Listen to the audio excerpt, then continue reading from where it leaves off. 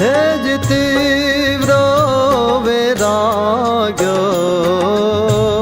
તડો વડે નાવે સો સાધન જપ તપ તીર્થ જોગ જે કરે કોઈ જન જગન રે હે જ તીવ્ર વૈરાગ્ય તડો વડે નાવે સો સાધન નાવે સો સાધન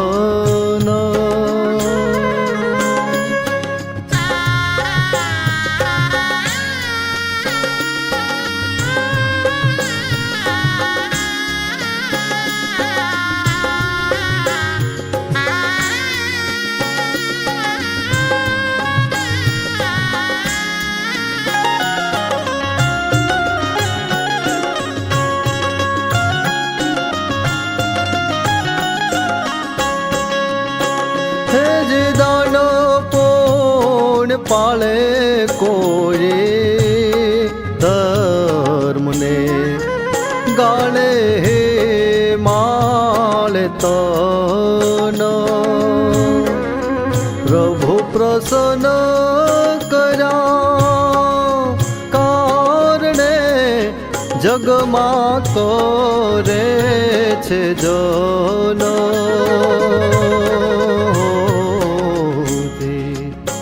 હે જ તીવ્ર વૈરાગ્ય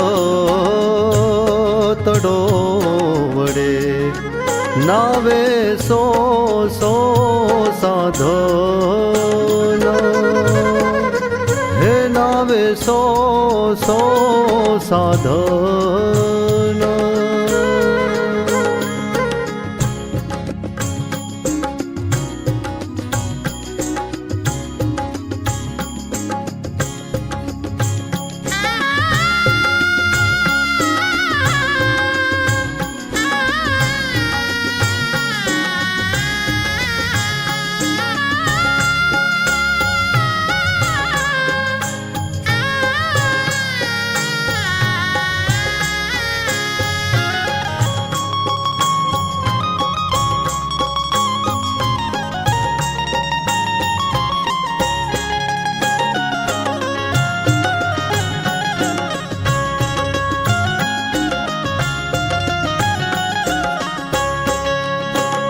પણ બૃહદ વૈરાગ્ય વિના વાયદા પ્રભુ પામવા કાજ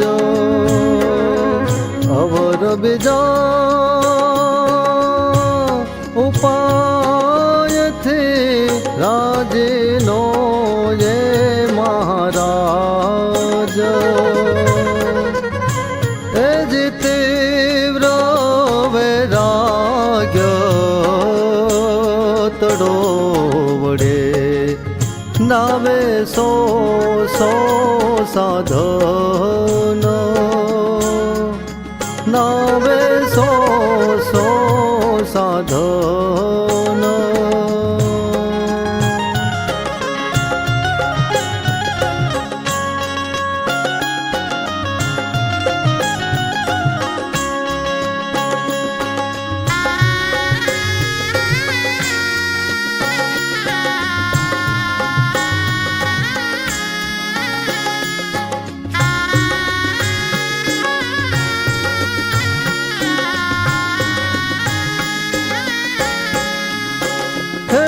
બૃહદ વૈરાગ્યથી નથી વેગળા અલબેલો અવશ્ય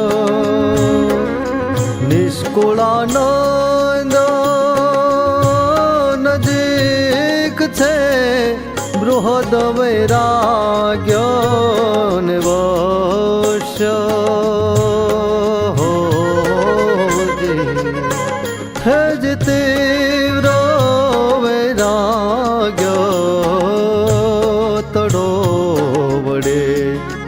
નાવે સો સાધન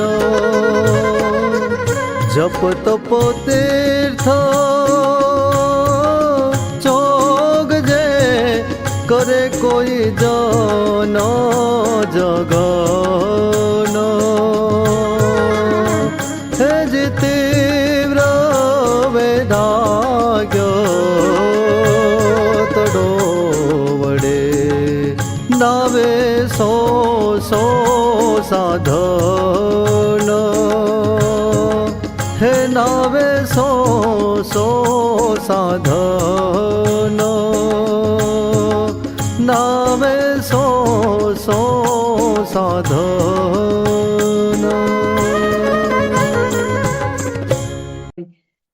જય સ્વામિનારાયણ. પદ 4. તીવ્ર વૈરાગ્ય તળો વડે નાવે સો સાધન. તળો વડે એટલે એની જોડમાં, કમ્પેરમાં. ઓકે, તીવ્ર વૈરાગ્યની હારે તમે બીજા 100 સાધન કરો, પણ આની તળો વડે એટલે એની જોડમાં, એની કમ્પેરિઝનમાં તો એ વૈરાગ્ય શ્રેષ્ઠ છે. જપ તપ તીર્થ જોગ જે કરે કોઈ જન જગન. જપ તપ તીર્થ કરે, જોગ કરે, જગન કરે, મોટા યજ્ઞ કરે, પણ જ્યાં સુધી એની અંદર શુદ્ધ તીવ્ર વૈરાગ્ય નથી ત્યાં સુધી એનું બધું સાધન નકામું તો ન કહેવાય, પણ જોઈએ એટલું એને કામ ન આવે. દાન પુણ્ય પાડે કોઈ ધર્મને ગાળે, હિમાડે તન. બધું સર્વસ્વ દાન કરી દે, પુણ્ય કરે, કોઈ અતિશય ધર્મ પાડે, હિમાલય જઈને એનું તન ગાળી આવે. પ્રભુ પ્રસન્ન કર્યા કારણે જગમાં કરે છે જન. તો કે પ્રભુને પ્રસન્ન કરવા જગતમાં આવા ઘણા સાધન બધા કરે છે, પણ નિષ્કુળાનંદ સ્વામી કે જ્યાં સુધી એને વૈરાગ્ય નથી. વૈરાગ્ય એટલે એવું નથી કે એને કપડા સાદા પહેરી લે એટલે વૈરાગ્ય આવી ગયો, કે ખાવાનું સાદું કરી લે એટલે વૈરાગ્ય. રુચિ જ નહીં છે એમાં, એને વૈરાગ્ય કહેવાય. કોઈ પણ સાધનમાં, વસ્તુમાં, વાતમાં ક્યાંય રુચિ નહીં, સંસારના સંબંધોમાં રુચિ નહીં. જનરલ આમ સમાજ બધો શું કરે તો કે ધ્યાન કરે, કીર્તન કરે, કથા કરે, આ કીધું ને એમ જપ તપ તીર્થ યજ્ઞ બધું કરે, પણ સંસારમાંથી પ્રીતિ ન તોડે. અને એની વાત ક્યાંય થતી એ નથી કે આ પ્રીતિ તોડ્યા વગર કંઈ થાય જ નહીં. ઓરડાના પદમાં મહારાજે આપણને ખુદ જ કીધું, પ્રીતિ તોડજો રે જૂઠો જાણી કુટુંબ પરિવાર. તેમ છતાંય આપણે ક્યારેય એના ઉપર વિચાર નથી કરતા. મહારાજે આપણને એમ કીધું કે જેમ પૂર્વનાને આપણે વિસરી ગયા છે, એમાં અત્યારના હોય એને જ્ઞાને કરીને વિચારવા, પણ આપણે તો એ વિચાર ક્યારેય આવતો જ નથી. વિચારવાના છે એવો તો વિચાર માત્રનો. એટલે સંસારના બંધનોમાં પણ ઊંડા ડૂબતા જઈએ, અને આ બાજુ સરસ મજાના ભક્તિ કરવાનો પ્રયાસ કરીએ કે દોડ કરીએ, જે માનીએ, પણ એનાથી ન થાય. સાથોસાથ આ બધું એટલું જ જરૂરી છે, તો જ આપણું જે સાધન છે એ બાપા કહે છે ને ખજીન પડે, એટલે કે એની સફળતા મળે. જેવી જોઈએ એવી સફળતા ત્યારે જ મળે આપણને. પણ બૃહદ વૈરાગ્ય વિના વાયદા પ્રભુ પામવા કાજ, અવર બીજા ઉપાયથી રાજી નો હોય મહારાજ. બૃહદ વૈરાગ્ય વિના વાયદા એટલે આપણે કોલ આપ્યો હોય ને આવીશ એમ, પ્રભુને રાજી કરવા જેવો વાયદો છે, પણ રાજી થવાના નથી. અવર બીજા ઉપાયથી એટલે બીજા કોઈ પણ ઉપાય કરીએ પ્રભુ પ્રસન્ન કરવાના, એનાથી મહારાજ રાજી થતા નથી. રાજી નો હોય મહારાજ, બીજું બધું જ કરો, પણ જ્યાં સુધી તમે વિષયમાંથી, કુટુંબ પરિવારમાંથી, સંસારમાંથી, મોહ માયામાંથી મનને ઉખાડતા નથી, ત્યાં સુધી કોઈ પ્રાપ્તિ થતી નથી.